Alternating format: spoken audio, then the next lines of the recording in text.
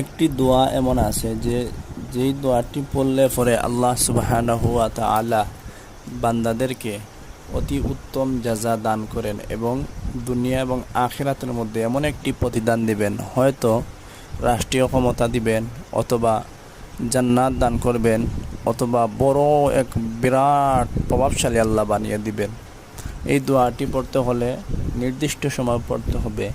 এই দোয়া পড়ার সময় হলো ফজরের প্রথম সুন্নত 2 রাকাত পরে ফরজ নামাজের আগে একবারে 40 বার, হাতে গনে 40 বার যদি কেউ কোনো বান্দা এই দোয়াটি পড়ে, তাহলে আল্লাহ অবশ্যই তাকে কোনো গুপ্তধনের মালিক অবশ্যই বানিয়ে দিবেন।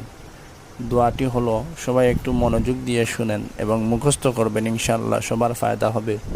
শুধুমাত্র ইসলাম প্রচারের স্বার্থে আমি দোয়াটি বলতেছি, আর সবাই চেষ্টা করব আমরা যে এই দোয়াটি পড়ার জন্য। দোয়াটি হলো লা ইয়া হাইয়ু ইয়া কাইয়ুম লা ইলাহা ইল্লা আনতা বিরহমাতিকা আস্তাগীসু। আমি আবার বলছি, আপনারা খুব সুন্দর করে বুঝবেন এবং সম্ভব হলে লিখে নেবেন। ইয়া হাইয়ু ইয়া কাইয়ুম লা ইলাহা ইল্লা আনতা বিরহমাতিকা আস্তাগীসু। এই দোয়াটি পড়বেন ফজরের সুন্নত পড়ার পর, জামাতে মসজিদের জামাত হলে মসজিদে গিয়ে সুন্নত 2 রাকাত পড়ার পর জামাত শুরু হওয়ার আগ পর্যন্ত এই দোয়াটি 40 বার পড়বে। ইনশাআল্লাহ আল্লাহ আপনাকে গুপ্তদান দেবেন।